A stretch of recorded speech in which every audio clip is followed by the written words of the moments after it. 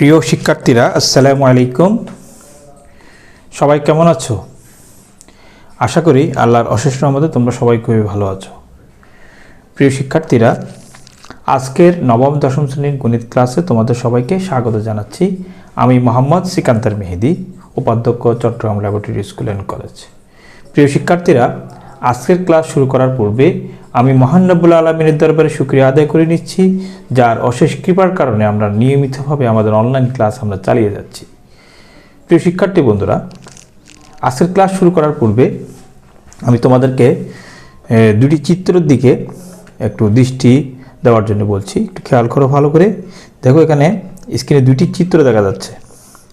একটু চিন্তা করে বলো তো, দুটি চিত্র কিসের চিত্র? হ্যাঁ, দুটি ত্রিভুজের চিত্র।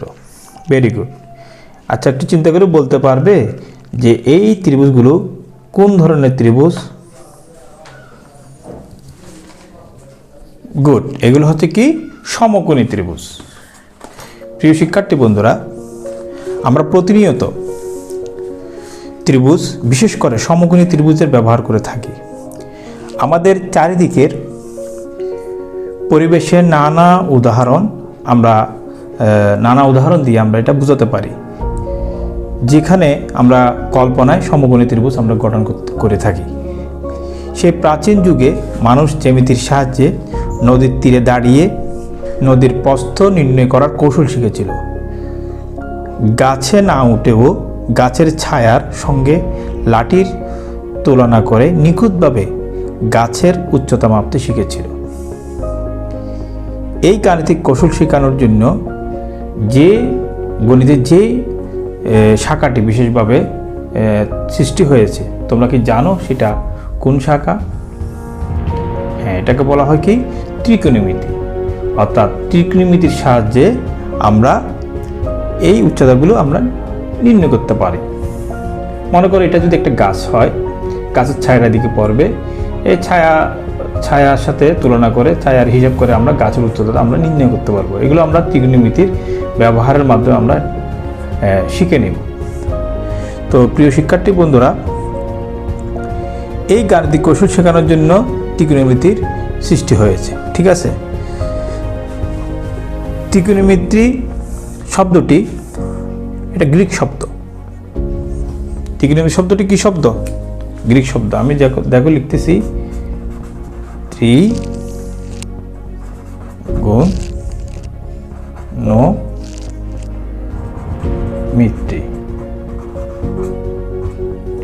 TRIGONOMETRY, ত্রিকোণমিতি। এই শব্দটি হচ্ছে গ্রিক শব্দ। এখানে ট্রি, এটা অর্থ হচ্ছে কি? এটার অর্থ হচ্ছে কি? তিন। ঠিক আছে, এরপর হচ্ছে গণ। এই যে গণ অর্থ হচ্ছে তোমার কি? ধার। ঠিক আছে, এই যেগুলো হচ্ছে সবগুলো কি? ধার। এরপর হচ্ছে ম্যাট্রন। এই যে ম্যাট্রন, MTRON। ম্যাট্রন অর্থ হচ্ছে কি? পরিমাপ। এটা হচ্ছে কি? পরিমাপ। এই তিনটি ত্রিগণ ম্যাট্রন, এই তিনটি শব্দ দ্বারা তোমার ত্রিকোণমিতি গঠিত। ত্রিকোণমিতি ত্রিভুজের বাহু ও কোণের মধ্যে সম্পর্ক বিষয়ে পাঠদান করা হয়। মিশর ও ব্যাবিলনীয় সভ্যতায় ত্রিকোণমিতি ব্যবহারের নিদর্শন রয়েছে। মিশরীয়রা ভূমি জরিপ ও প্রকৌশল কাজে এর বহুল ব্যবহার করতে বলে ধারণা পাওয়া যায়। এর সাহায্যে জ্যোতির্বিদগণ পৃথিবী থেকে দূরবর্তী গ্রহ নক্ষত্রের দূরত্ব নির্ণয় করতেন। অধুনা ত্রিকোণমিতির ব্যবহার গণিতের সকল শাখায়, আসলে গণিতের সকল শাখায় ত্রিকোণমিতির ব্যবহার রয়েছে। তোমরা যখন আরও উঁচু ক্লাসে যখন পড়বে, তখন তোমরা এটার ব্যবহারটা আরও ভালোভাবে দেখবে। এর সাহায্যে আমরা অনেক কিছু নির্ণয় করতে পারি। ত্রিভুজ সংক্রান্ত সমস্যার সমাধান, নেভিগেশন ইত্যাদি ক্ষেত্রে ত্রিকোণমিতির ব্যাপক ব্যবহার হয়ে থাকে। জ্যোতির্বিজ্ঞান, ক্যালকুলাস সহ গণিতের অন্যান্য গুরুত্বপূর্ণ শাখায় ত্রিকোণমিতির ব্যবহার রয়েছে। ঠিক আছে, আমরা উপরের ক্লাসে গেলে আমরা ক্যালকুলাস সম্পর্কে ধারণা লাভ করব ইনশাল্লাহ। তোমরা যখন ইন্টারমিডিয়েট উঠবে এইচএসসিতে তোমার ক্যালকুলাস নিয়ে বিস্তারিত আলোচনা রয়েছে, তোমরা সেখান থেকে জানতে পারবে। তো আমরা আজকে মূলত ত্রিকোণমিতি নিয়ে আলোচনা করব। তো এই পার্ট নিয়ে আমরা আলোচনা করে যে বিষয়গুলো আমরা জানতে পারবো, আমি সেই বিষয়গুলো একটু তোমাদেরকে জানিয়ে দিচ্ছি। এই অধ্যায় শেষে শিক্ষার্থীরা সূক্ষ্মকোণের ত্রিকোণমিতিক অনুপাত বর্ণনা করতে পারবে। সূক্ষ্মকোণের ত্রিকোণমিতিক অনুপাতগুলোর মধ্যে পারস্পরিক সম্পর্ক নির্ণয় করতে পারবে। সূক্ষ্মকোণের ত্রিকোণমিতিক অনুপাতগুলোর ধ্রুবতা যাচাই করে প্রমাণ ও গাণিতিক সমস্যা সমাধান করতে পারবে। এরপর ত্রিকোণমিতিতে আরেকটা বিষয় তোমরা জানতে পারবে, সেটা হচ্ছে জ্যামিতিক পদ্ধতিতে 30 ডিগ্রি, 45 ডিগ্রি, 60 ডিগ্রি কোণের ত্রিকোণমিতিক অনুপাতের মান নির্ণয় ও প্রয়োগ করতে পারবে। 0 ডিগ্রি ও 90 ডিগ্রির অর্থাৎ 90 ডিগ্রি কোণের অর্থপূর্ণ ত্রিকোণমিতিক অনুপাতগুলোর মান নির্ণয় করে প্রয়োগ করতে পারবে। ত্রিকোণমিতিক অবধাবলী প্রমাণ করতে পারবে।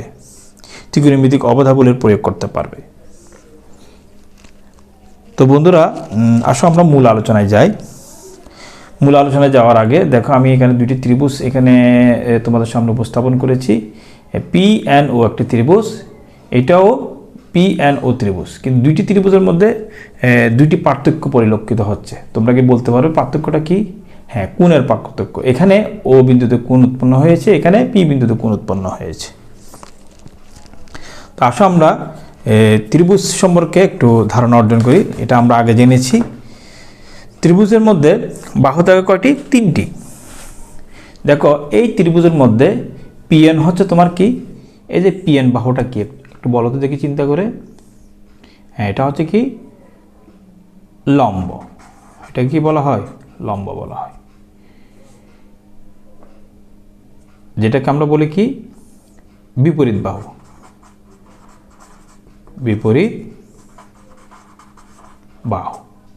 তাহলে বিপরীত বাহুর সংজ্ঞা আমরা শিখেছি। বিপরীত বাহু কাকে বলে? কাকে বলে শিখেছি আমরা? একটু বলো তো দেখি।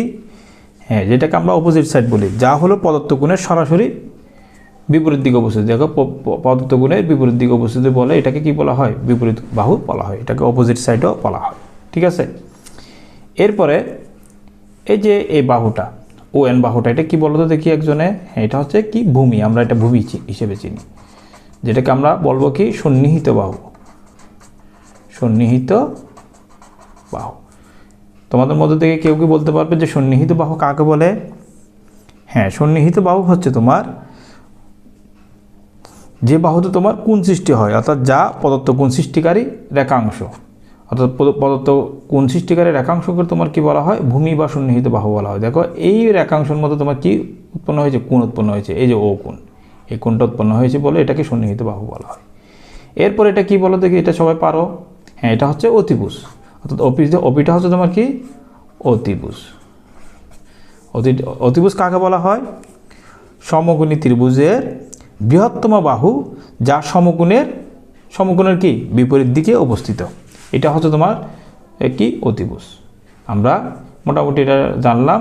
এরপর আসো, এরপর চিত্রটি থেকে আমরা একটু আলোচনা করে নিই। এই যে ত্রিভুজের মধ্যে একটু ব্যতিক্রম দেখা যাচ্ছে না?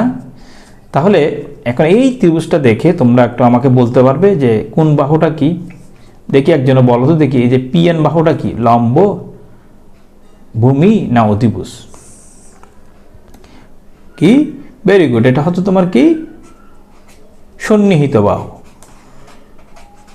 সন্নিহিত বাহু বা ভূমি।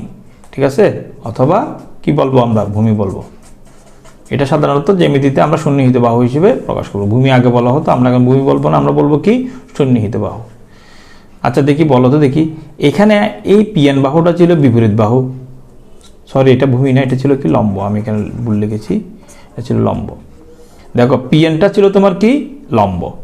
এটা ছিল তোমার কি? এটা হচ্ছে কি তোমার কি? এখানে সন্নিহিত বাহু বা ভূমি। তাহলে দুইটা দুই রকম হয়েছে কেন? কে বলতে পারো? Very good. যে রেখাংশে তোমার কি উৎপন্ন হয়? কোণ উৎপন্ন হয়, সেটাকে আমরা কি বলি? সন্নিহিত বাহু বলি। এই যে PN বাহুর উপর এই কোণটা উৎপন্ন হয়েছে বিদায় তোমার এই বাহুটা হচ্ছে তোমার কি? সন্নিহিত বাহু। তাহলে এখন বলো তো দেখি, এই ত্রিভুজের 3টি বাহুর মধ্যে অতিভুজ কোনটি বলো তো দেখি? Very good. OP হচ্ছে তোমার কি? অতিভুজ। এটা হচ্ছে কি? অতিভুজ। এটা হচ্ছে কি অতিভুজ। আচ্ছা, তাহলে এই ও এন বাহুটা কি হবে তাহলে? ভেরি গুড, এটা হবে কি লম্ব বা বিপরীত বাহু। বিপরীত বাহু কেন? কোণের বিপরীত কি, অর্থাৎ প্রদত্ত কোণের সরাসরি বিপরীত বাহুটা হচ্ছে তোমার কি লম্ব বা বিপরীত বাহু বা অপোজিট সাইড। লম্বকে তোমরা কি বলবে?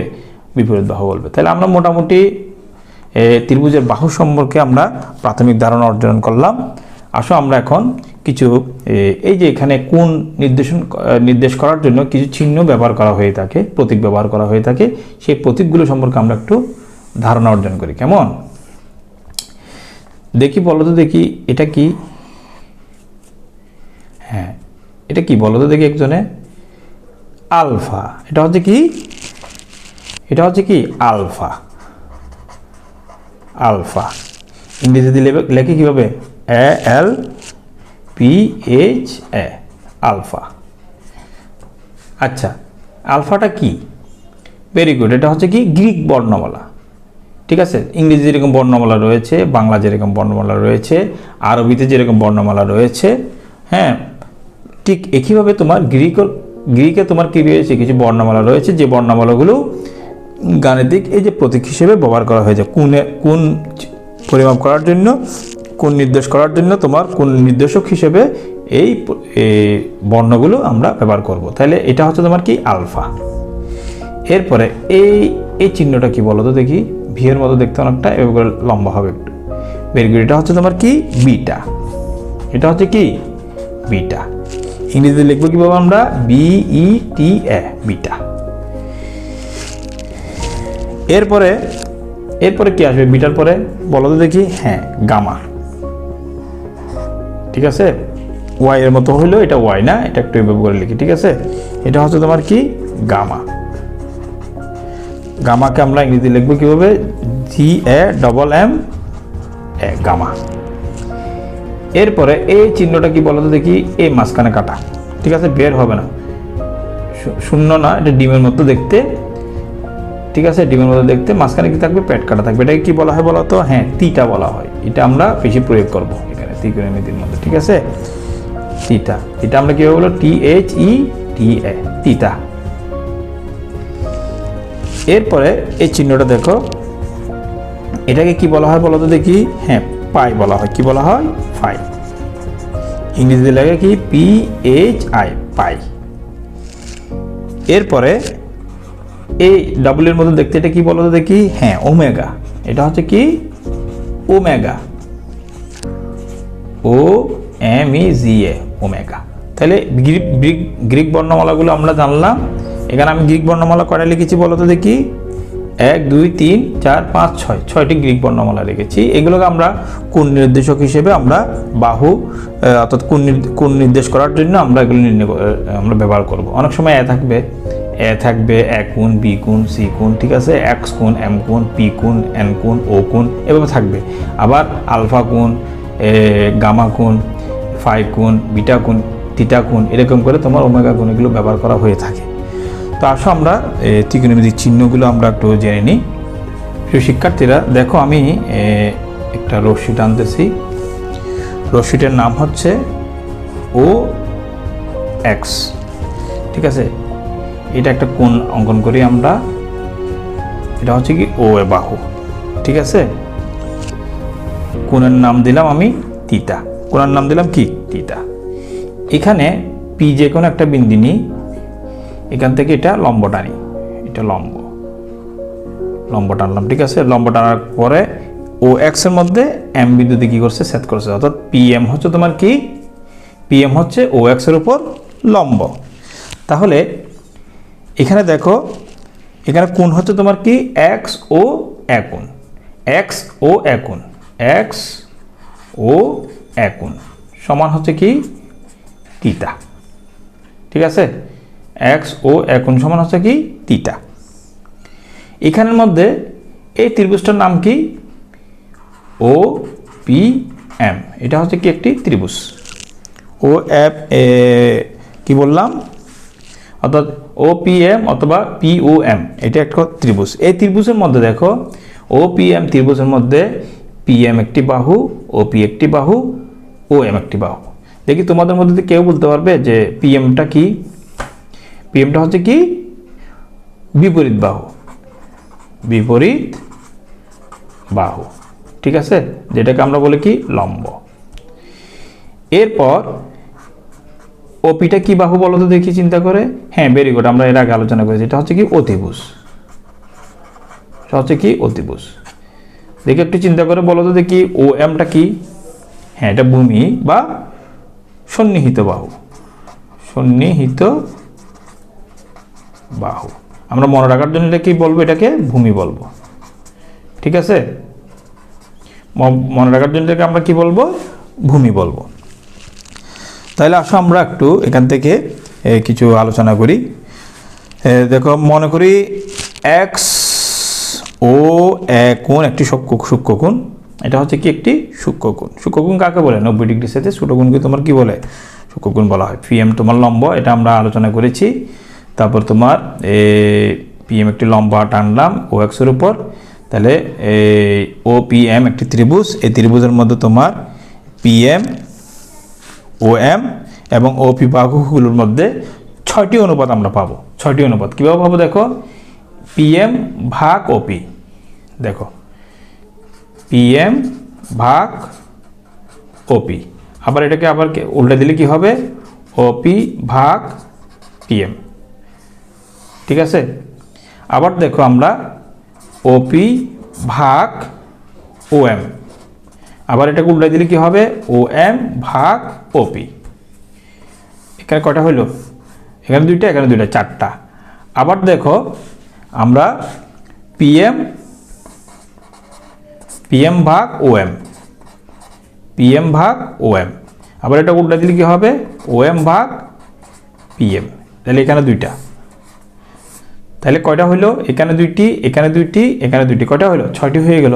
তাহলে পিএম, ওএম এবং ওপি বাহুগুলোর মধ্যে তোমার অনুপাত পাবো আমরা কয়টি? 6টি অনুপাত পাবো। এই 6টি অনুপাতগুলোকে আমরা কি বলবো? এক্স ও এর, অর্থাৎ এক্স ও কোণের ত্রিকোণমিতিক অনুপাত বলবো। তাহলে ত্রিকোণমিতিক অনুপাত কাকে বলে যদি তোমাকে প্রশ্ন করে, তাহলে তুমি তো বলতে পারবে না। আমরা খুব সহজভাবে আমরা বলতে পারবো যে কি, পি ও এম ত্রিভুজের মধ্যে পিএম, ও এম এবং ওপি এই বাহুগুলো যে 6টি অনুপাত পাওয়া যায়, হ্যাঁ, যা পাওয়া যায় তা এক্স ও কোণের ত্রিকোণমিতিক অনুপাত বলা হবে। এদের প্রত্যেকটিকে এক একটি সুনির্দিষ্ট নামে কি করা হয়? নাম করা হয়। প্রত্যেকটি আলাদা আলাদা এখানে কি থাকবে? প্রত্যেকটি অনুপাতের কি থাকবে? আলাদা আলাদা নাম থাকবে। এই নামগুলো আমরা একটু জেনে নিব। যেমন এক্স ও কোণের সাপেক্ষে এক্স ও কোণের সাপেক্ষে সমকোণী ত্রিভুজ পি ও এম এর, এই যে সমকোণী ত্রিভুজ পি ও এম এর পিএম হচ্ছে তোমার কি? বিপরীত বাহু, ওপি হচ্ছে তোমার অতিভুজ, ও এম হচ্ছে তোমার কি? সন্নিহিত বাহু। এটা আমরা জানলাম। এখানে এক্স ও কোণ সমান আমরা কি লিখেছি? থিটা কোণ লিখেছি, থিটা লিখলাম, ঠিক আছে। তাহলে থিটা কোণের যে 6টি ত্রিকোণমিতিক অনুপাত পাওয়া যায় তা আমরা একটু আলোচনা করি। প্রথমে দেখো, আমরা প্রথমে পাবো কি? Sine theta. প্রথমে পাবো কি? Sine theta. তাহলে প্রথমে আমাদেরকে জানতে হবে যে ত্রিকোণমিতিক যে চিহ্নগুলো রয়েছে ওগুলো কি কি? ত্রিকোণমিতিক 6টি চিহ্ন রয়েছে। ত্রিকোণমিতিক চিহ্ন হচ্ছে কয়টি? 6টি। তাহলে কি কি? আমি একটু এখানে এক নজরে লিখে ফেলি। এখানে sine theta, cos theta, tan theta, কি কি বলতো দেখি? ট্যান থিটা, এরপরে সাইনের বিপরীত, এরপর হচ্ছে কি কোসেক থিটা, এরপর হচ্ছে কি সেক থিটা, এরপর হচ্ছে কি কট থিটা। তাহলে এখানে আমি চিহ্ন লিখেছি কয়টি? 6টি। দেখো, sine theta, cosec theta, cos theta, sec theta, tan theta, cot theta, 6টি চিহ্ন আমি লিখেছি। এখন আমরা এগুলো ত্রিকোণমিতিক অনুপাতগুলো নির্ণয় করবো। দেখো, সাইন থিটা সমান কি? সাইন থিটা সমান হচ্ছে তোমার PM by OP, PM by OP, ঠিক আছে। PM মানে হচ্ছে তোমার কি লম্ব, OP মানে হচ্ছে তোমার কি অতিভুজ। ঠিক আছে, এরপর আমরা জানবো কি cos θ। cos θ সমান কি হবে একটু চিন্তা করে বলো। cos θ সমান কি হবে? cos θ সমান হবে, তাহলে আমরা PM সমান কি OP লিখেছি না, তাহলে এখন লিখতে হবে কি OM, OM by OP। OM হচ্ছে তোমার কি এখানে সন্নিহিত বাহু বা ভূমি। ঠিক আছে, তাহলে OP হচ্ছে তোমার কি অতিভুজ, অতিভুজ। এরপর হচ্ছে কি tan θ। tan θ হচ্ছে তোমার কি PM by OP, sorry PM by OM, PM by OM অর্থাৎ লম্ব বাই ভূমি। এটা হচ্ছে তোমার সাইন, কস এবং ট্যান। সাইন থিটা সমান হচ্ছে 1 by cosec theta. Cos theta সমান হচ্ছে তোমার কি 1 by sec theta. Tan theta সমান হচ্ছে তোমার কি 1 বাই কট থিটা, অথবা sine theta by cos theta. ঠিক আছে, এটা আমরা জানলাম।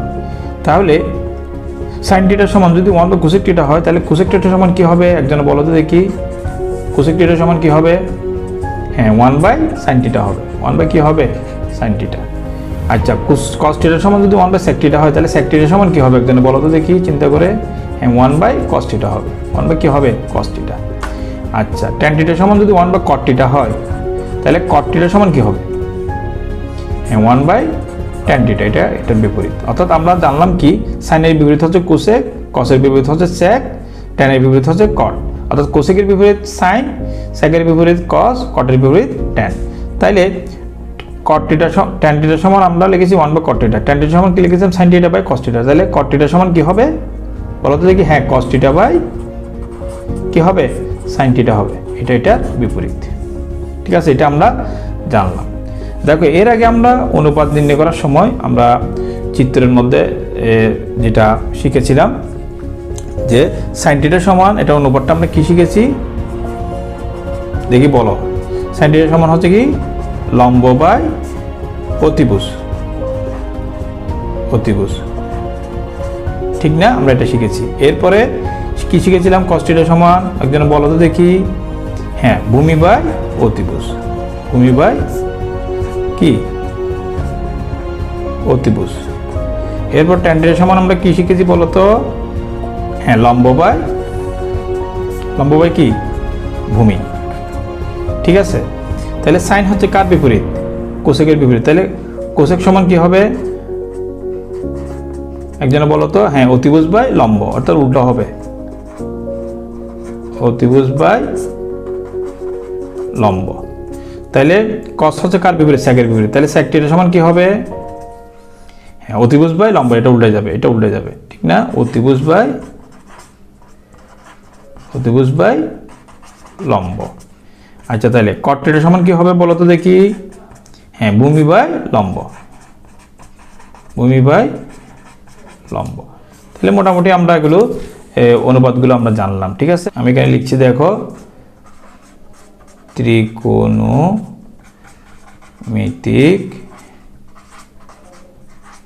অভেদাবলী। তাহলে প্রথম অভেদটা কি আমরা একটু লিখে ফেলি। আমরা এগুলো পরবর্তী ক্লাসে আমরা এগুলো প্রমাণ নিয়ে আলোচনা করব। এই অভেদগুলো আমরা বিস্তারিত আলোচনা করব। আমরা জাস্ট প্রথমে প্রাথমিক ধারণার জন্য অভেদগুলো আজকে একটু লিখছি, একটু ভালো করে খেয়াল করো। প্রথম সূত্রটা হচ্ছে তোমার কি sine square theta plus cos square theta equal to 1।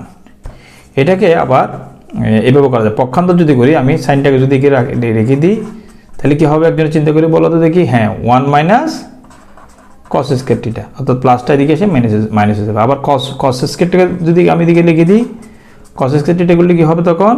হ্যাঁ 1 মাইনাস সাইন স্কয়ার থিটা হবে। ঠিক আছে, তাহলে একটা থেকে আর দুইটা পাইলাম। এরপর 2 নম্বর অভেদটা আমি লিখছি, একটু খেয়াল করো। sec square theta minus tan square theta equal to কি 1।